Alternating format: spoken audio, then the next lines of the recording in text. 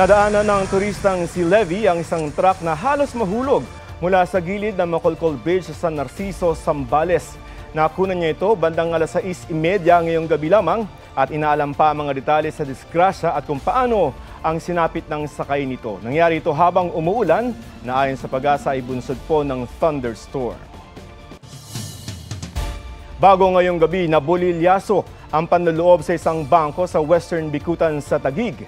Sa ulat ng Super Radyo DZBB, unang pumasok sa bangko ang lalaking suspect para mag-withdraw. Batay sa investigasyon, dahil regular client ng umano siya roon, hindi siya kinapkapan ng gwardiya at pinayagan pa raw magbanyo. Pero paglabas niya ay nakabonet na, may baril at nagdeklara ng hold-up. Agad nakaresponde ang mga pulis dahil napindot ng isang teller ang emergency alarm button. Pumasok sa backdoor ng bangko ang mga pulis at inaresto ang suspect na nanlaban pa. Nabawi ang nasa 7.4 million pesos na perang tinangay niya. Naharap sa mga reklamong robbery with force and intimidation at paglabag sa election gun ban ng suspect na wala pang pahayag. Hustisya naman ang sigaw ng amang nawala ng kaisa-isang anak ng masagasaan ng SUV sa NAIA Terminal 1. Sa Bulacan naman, nakaburol ang isa pang nasawi. Patong-patong na reklamo ang hinaharap ng SUV driver. Nasisilip din kung bakit palpak ang bollard o harang sa driveway na pumigil sana sa SUV. May report si Oscar Oida.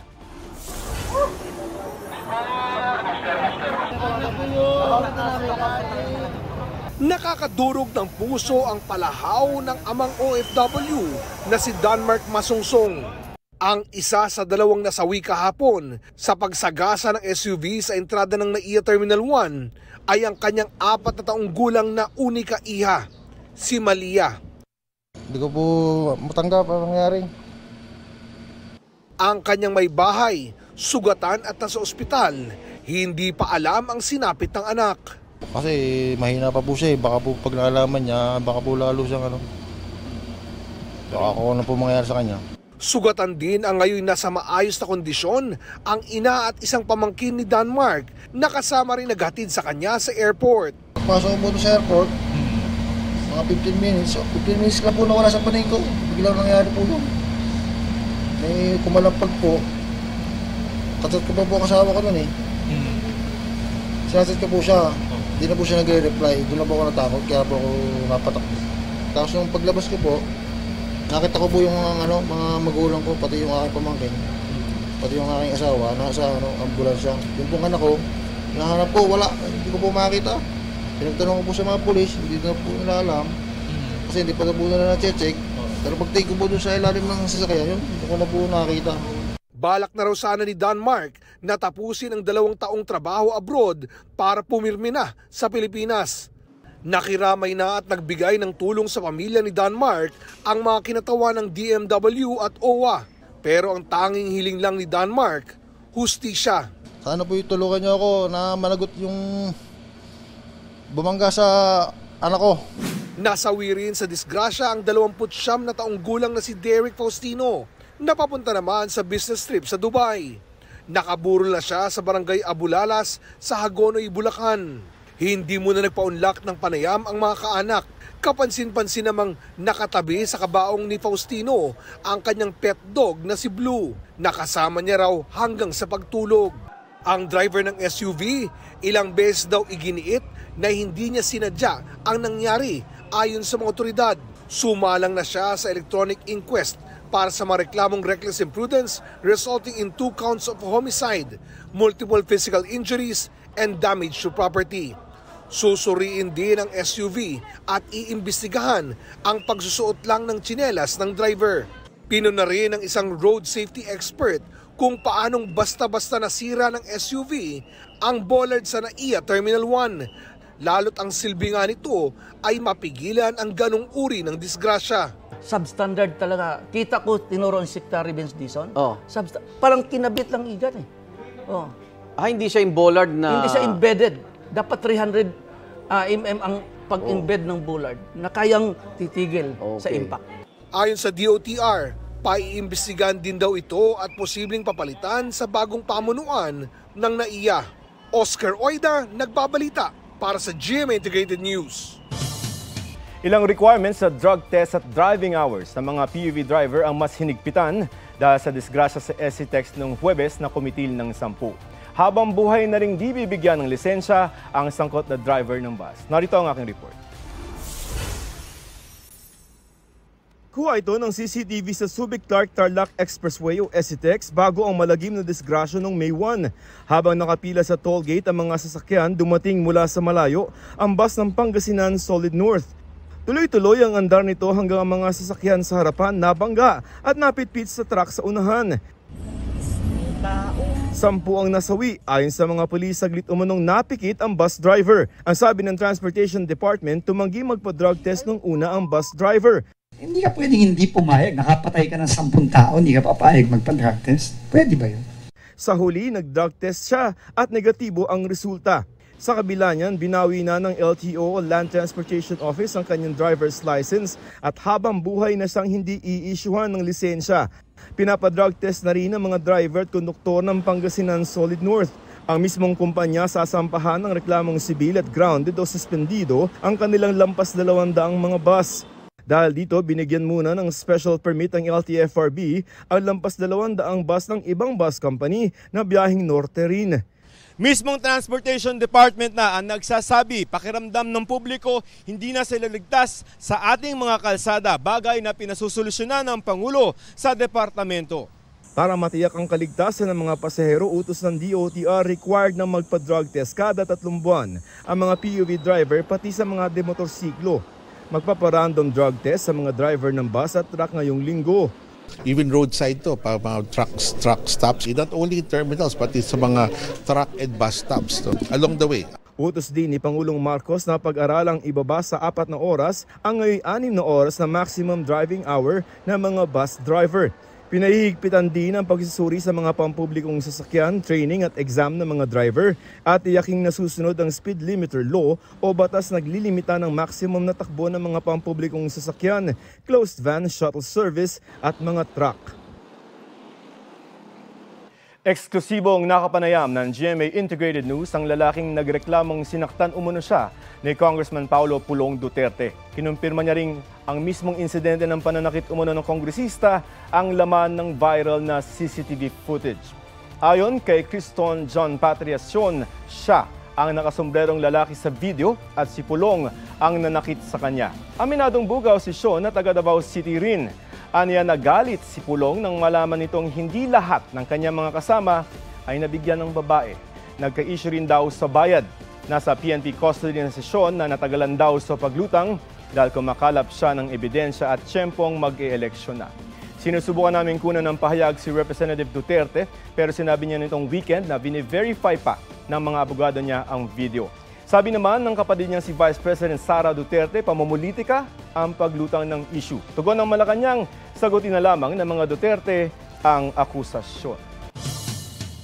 Sa pagtatapos ng Novem Diales o 9 na araw ng pagluluksa mula ng ilibing si Pope Francis, sinimula na ang paghahanda para sa Papal Conclave. Nakakabit na ang chimney kung saan lalabas ang usok na hudyat kung meron ng napiling bagong Santo Papa. Inihanda na rin ang central balcony ng St. Peter's Basilica kung saan siya unang masisilayan ng buong mundo. Handa na rin ang suketo at papal vest na isusuot ng mapipiling Pope. Ipinakita yan sa GMA Integrated News ni Raniero Mancinelli, ang tumahi ng papal vest ni na Pope John Paul II, Pope Benedict XVI at Pope Francis. Ang mga kardinal na pipili na sa susunod na Santo Papa ay puspusan na rin ang pagpupulong bago ang conclave na magsisimula sa Miyerkules po, May 7.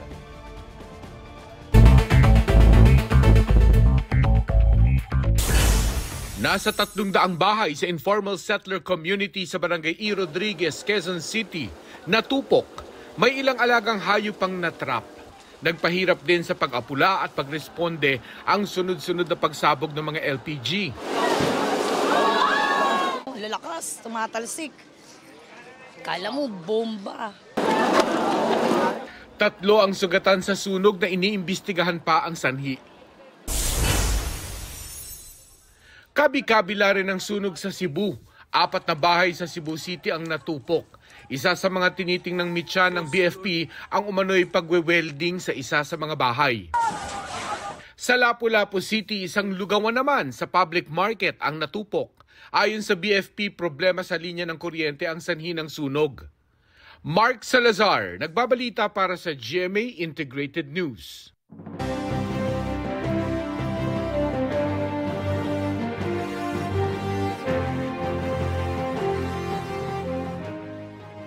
Sa April 2025 pulso ng Bayan Pre-Electoral National Survey ng Pulse Asia, 14 na kandidato ang may statistical chance na manalong senador sa eleksyon 2025. Ito ay sina Senador Bongo, Congressman Erwin Tulfo, dating Senate President Tito Soto, Senators Bato de la Rosa at Bong Revilla, dating Senador Ping Lacson, Ben Tulfo, Senator Lito Lapid, Makati Mayor Abby Binay, Senator Pia Cayetano, Willie Revillame, Congresswoman Camille Villar, at mga dating Senador Manny Pacquiao at Bam Aquino.